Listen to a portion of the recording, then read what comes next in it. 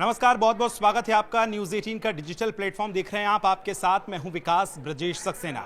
आज इंतजार खत्म हो चुका है बिहार विधानसभा चुनाव की तारीखों का। 6 नवंबर और 11 नवंबर को होनी है वोटिंग और उसके बाद 3 दिन बाद 14 नवंबर को होगा रिजल्ट। देखिए, आने वाला समय बिहार के लिए इसलिए भी महत्वपूर्ण है क्योंकि लोक आस्था का महापर्व पहले है और उसके बाद लोकतंत्र का सबसे बड़ा उत्सव। अब चुनावों की तारीखों का ऐलान हुआ है तो तारीखें क्या कहती हैं, 2 चरणों में होना है, वो क्या कहते हैं, तमाम समीकरणों पर आज हम बातचीत करेंगे। मेरे साथ मेरे सहयोगी अनुपम हैं और मेरे वरिष्ठ सहयोगी और आउटपुट एडिटर प्रभात जी हैं। बहुत बहुत दोनों का आपका स्वागत है। पहला सवाल प्रभात जी आपसे ही, 2 चरणों में ये चुनाव हुआ है, पहले तो प्रेस कॉन्फ्रेंस कैसे देखते हैं? ज्ञानेश कुमार जी का आज का पूरा भाषण। जी देखिए, विकास ये है कि 2 चरणों में आप अगर पिछले 2 चुनावों को देखें 15 और 20 को, तो धीरे धीरे फेजेज कम हुए हैं। 15 में 5 फेज में हुआ था, 20 में 3 फेज में हुआ, इस बार 2 फेज में जैसा कि कयास लगाए भी जा रहे थे। तो ये एक पॉजिटिव साइन है जिससे आप कह सकते हैं कि चुनाव आयोग की तैयारी और बिहार की स्थिति दोनों मजबूत हुई है। तो 2 फेज में आप करा रहे हैं। 2 फेज में आपने कराया कैसे? अभी मैं मैप देख रहा था, तो जिन जिलों को इन्होंने पहले फेज में लिया है वो सेंट्रल बिहार के इलाके हैं। बाकी आप नॉर्थ वेस्ट साइड से शुरू कीजिए, वेस्ट की तरफ से नॉर्थ पूरा ऊपर आइए, फिर आप ईस्ट साइड में आ रहे हैं और वहाँ से फिर साउथ की तरफ आप बढ़ते हुए वेस्ट आ जाइए।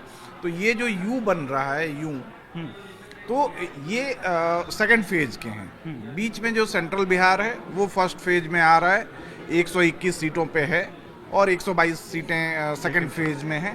तो और बाकी प्रेस कॉन्फ्रेंस और इन सारी चीज़ों को लेके आप ये कह लीजिए कि एक कॉन्फिडेंस है, इलेक्शन कमीशन कॉन्फिडेंट है। सर की जितनी कंट्रोवर्सी हुई और बाकी चीज़ें जो हो रही थी, उन सब के बाद जब तैयारी के साथ ये लोग आए हैं चुनाव कराने, आज से आचार संहिता भी लागू हो गई आपकी, तो ये सारी चीज़ें चल रही हैं। उसमें जो मुझे एक फैक्टर नज़र आया है, उस पर अभी अनुपम से हम लोग चर्चा कर रहे थे, आप भी थे जी, कि 14 लाख ऐसे वोटर्स हैं जो रिजल्ट बदल सकते हैं, निर्णायक हैं। वो 14 लाख वोटर्स जो हैं वो फर्स्ट टाइम वोटर्स हैं। फर्स्ट टाइम वोटर्स, आपको उनके मूड का अंदाजा नहीं है। अब पहले वाली चीज़ तो है नहीं कि परिवार के मुखिया ने कह दिया कि भाई इसको वोट डालना है तो सारे चल पड़े, या गांव के दबंग या मुखिया ने कह दिया कि इसको वोट डालना है, पूरा गांव उसके पीछे चल पड़ा। तो ये अगर आप एवरेज के तौर पे देखें तो 14 लाख को अगर 243 से आप डिवाइड करते हैं तो 5761 मतदाता ऑन एन एवरेज एक असेंबली सीट्स पे आ रहे हैं। वो 5761 जो नंबर है ना विकास, वो बहुत निर्णायक है। मतलब आप पिछले नतीजों को उठा के देखें, 2020 के नतीजों को, तो 32 सीटें ऐसी थीं जहां हार जीत का अंतर 5000 से कम था। आप सोचिए कि अगर ये फर्स्ट टाइम वोटर्स किसी एक तरफ झुकता है तो ये पूरा का पूरा नतीजा बदल सकता है। भाई विधानसभा में अभी की स्थिति क्या है? 129 और 111, 18 का ही तो अंतर है। और पिछली बार ये आप मिला लीजिए कि अगर 5000 से कम मार्जिन वाली जो सीटें हैं उनको अगर आप मिला लें तो भाई अगर वो जिस पाले में जाएगा उसकी सरकार या उसकी स्थिति मजबूत होती दिख रही है।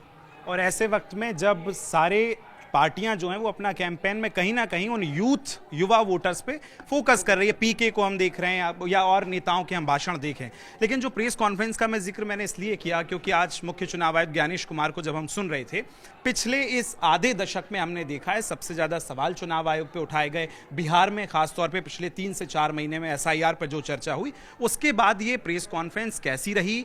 2 चरणों में जो चुनाव जिनका जिक्र अभी प्रभात जी कर रहे थे कि वो तमाम सेंसिटिव जोन जो तथाकथित कभी रहे हैं सेंसिटिव, उनको दूसरे चरण में रखा गया, उसको अनुपम आप कैसे देखते हैं? देखिए, जाहिर तौर पर जिस तरीके से बिहार में 243 सीटों का ये पूरा संग्राम है और प्रेस कॉन्फ्रेंस में जिस तरीके से तमाम सवालात हुए, तमाम तरीके की चीज़ें रखी गई, लेकिन इतना साफ है कि बिहार इस बार बहुत अलग कुछ कहने जा रहा है। क्योंकि जिस तरीके से सर ने अभी बताया कि 14 लाख नए मतदाता, 14 लाख नए मतदाता हैं, लेकिन एक महत्वपूर्ण सवाल जो बनता है वो महत्वपूर्ण सवाल बनता है आधी आबादी को लेकर, जिनको कि अपने पाले में लाने के लिए राजनीतिक दल इससे पहले जहां पर भी चाहे स्टेट इलेक्शंस रहे हों चाहे लोकसभा के इलेक्शंस रहे हों, सर एक सवाल महत्वपूर्ण ये भी बनता है कि आधी आबादी जो है वो किस फोरम पे, क्योंकि जिस तरीके से उनको रिझाने के लिए तमाम योजनाएं उनके लिए लाई गई, चाहे केंद्र सरकार की योजनाएं हों चाहे राज्य की योजनाएं हों, और साथ ही साथ इससे पहले महिलाएं एक कड़ी एक फैक्टर के रूप में चुनावों में एक बहुत बड़े रोल प्ले के रूप में सामने आई।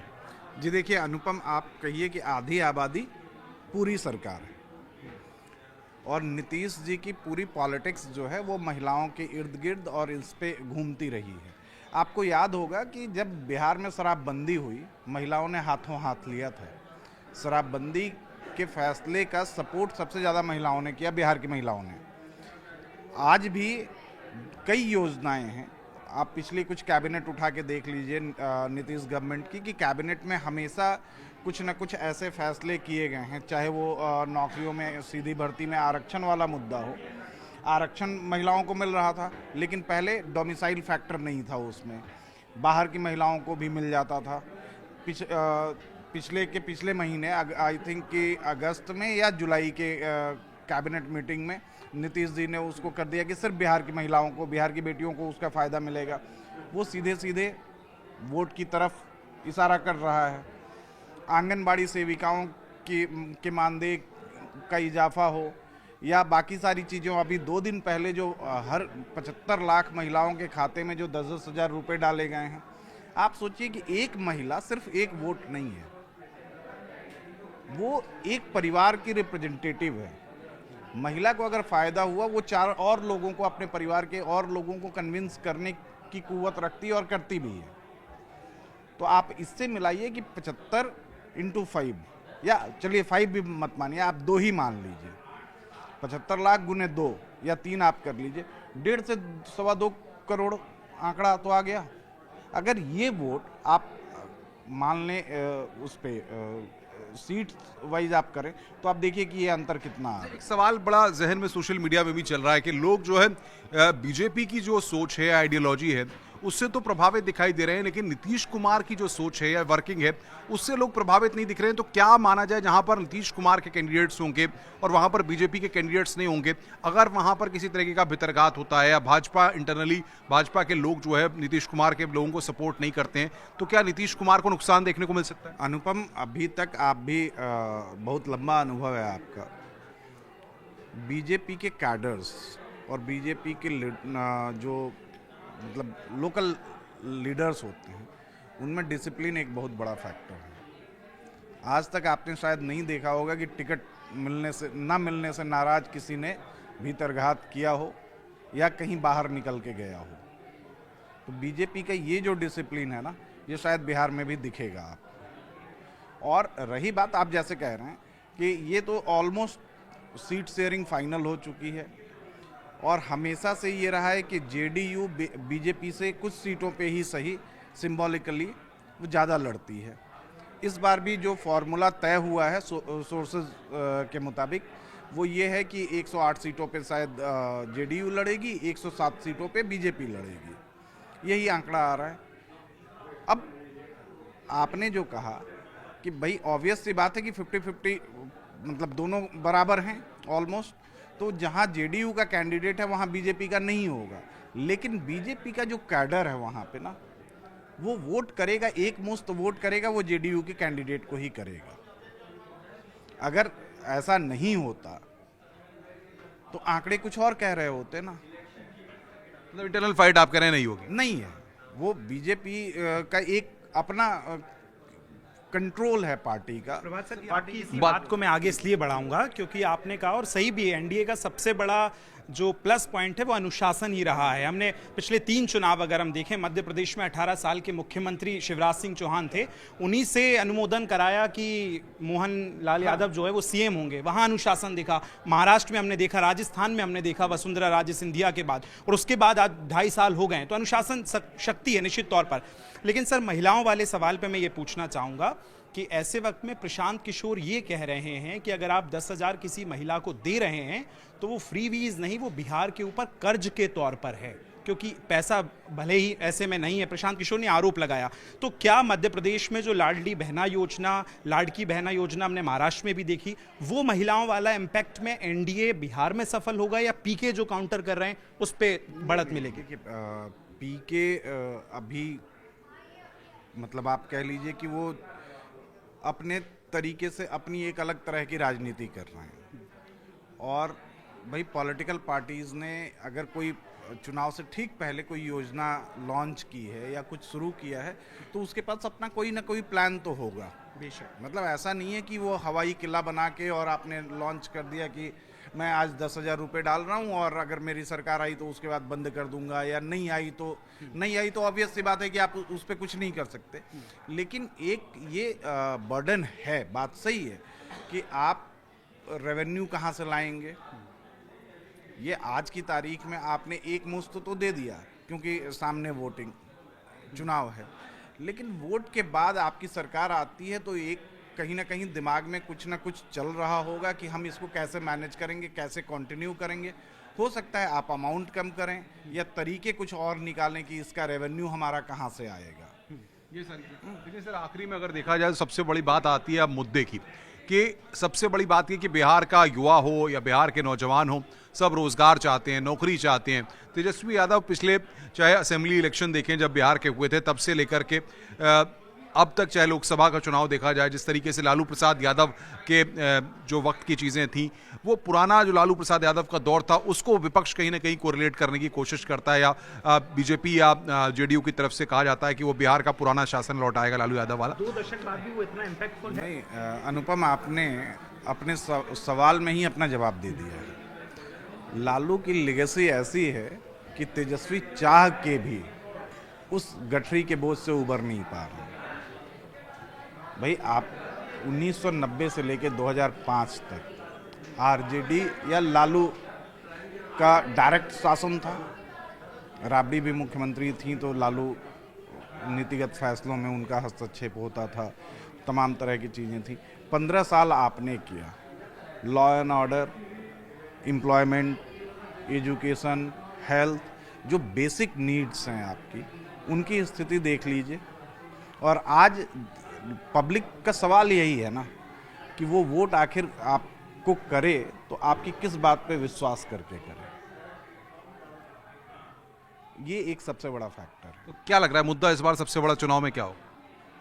देखिए, मुद्दे बीजेपी और एनडीए, मतलब जेडीयू और प्लस बीजेपी मिला के आप एनडीए कह रहे हैं। एनडीए अपने पिछले 20 साल के कामकाज को लेके सरकार जनता के बीच जा रहा है।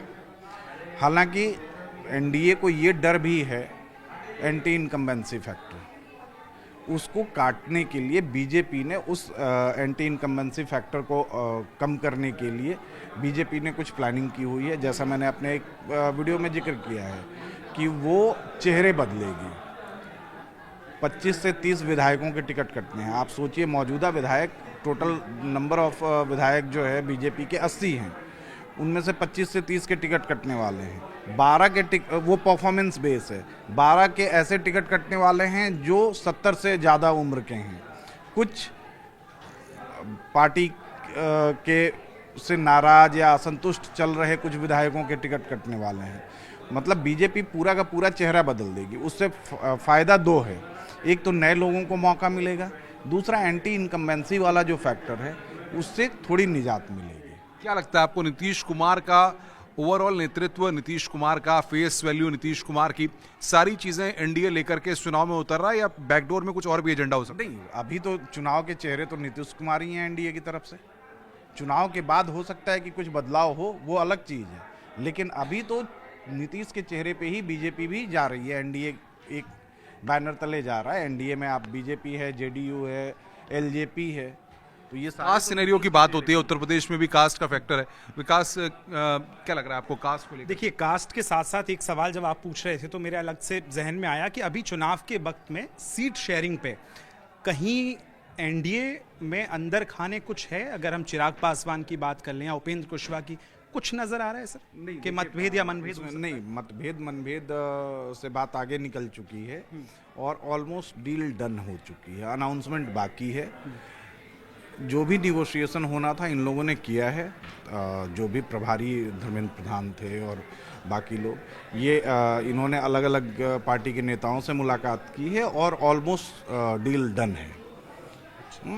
कुछ ऐसा नजर नहीं आता है अब नहीं दिख रहा है किसी की नाराजगी और किसी और को इंडक्ट कराना या किसी का छोड़ के जाना, ये चीज़ें नहीं हैं। दोनों तरफ, दोनों गठबंधन में, बीजेपी में, एनडीए गठबंधन में मैंने बताया आपको कि जेडीयू और बीजेपी 108 जेडीयू 107 बीजेपी, ये सोर्सेज बता रहे हैं। अभी तक मैं कंफर्म नहीं कर रहा हूँ, ये सोर्स बेस्ड इंफॉर्मेशन है। 22 सीटें चिराग के खाते में जाती दिख रही हैं अभी तक, जो समझौता हुआ है। 3 कुशवाहा, उपेंद्र कुशवाहा को है और 3 जीतन राम मांझी की पार्टी हमको है। इसी तरीके से आपको महागठबंधन में भी है कि 130 सीट पे आरजेडी लड़ने की तैयारी में है, 55 सीटें कांग्रेस को दिया है और उसमें से कुछ लेफ्ट को है और बाकी 20 जो है वो आपको मुकेश साहनी है वीआईपी वाले, ये है सीटों। ठीक है, अब बहुत चूंकि समय की अपनी सीमाएं, एक आखिरी सवाल, जो आपने कहा कि शराबबंदी महिलाओं के लिए एक बहुत महत्वपूर्ण मुद्दा था। कल मैंने कहीं पीके को सुना तो उन्होंने कहा कि जैसे ही अगर हम चुनाव जीते सबसे पहले शराबबंदी हटाएंगे, तो सर ये फैक्टर इसको कैसे? नहीं, देखिए, इसका एक आप अगर शराबबंदी के बाद के बिहार को भी देखें तो ठीक है, कुछ चीज़ें उस समय पॉजिटिव हुई थी, लेकिन अब भी आपको बिहार में दिखेगा कि शराबबंदी के बावजूद ओपन मार्केट से ज़्यादा शराब की बिक्री और खपत बिहार में अभी चल रही है। दूसरा, बिहार में एक जो सबसे बड़ा फैक्टर है शराबबंदी के बाद, सूखे नशे का, जो हम स्मैक, चरस, अफीम, गांजा, इसकी बात करते हैं, तो कहीं ना कहीं भाई आप या तो शराबबंदी के बाद ये होता कि कंप्लीट शराब मुक्त हो गया होता बिहार, तब तो बात आप थपथपाते। अब जाहिर तौर पर चुनाव का काउंटडाउन शुरू हो चुका है, तो इस चीजें रंग देखने को मिलेंगे। और बिल्कुल आज तारीखों का ऐलान हो चुका है। आप अगर चाहते हैं कि इस तरह की चर्चा जो है, आपके जो सवाल हैं वो हम प्रभात जी से, अनुपम जी से डिस्कस करें, तो कमेंट करके जरूर बताएं। फिलहाल इस चर्चा में अभी के लिए इतना ही। नमस्कार।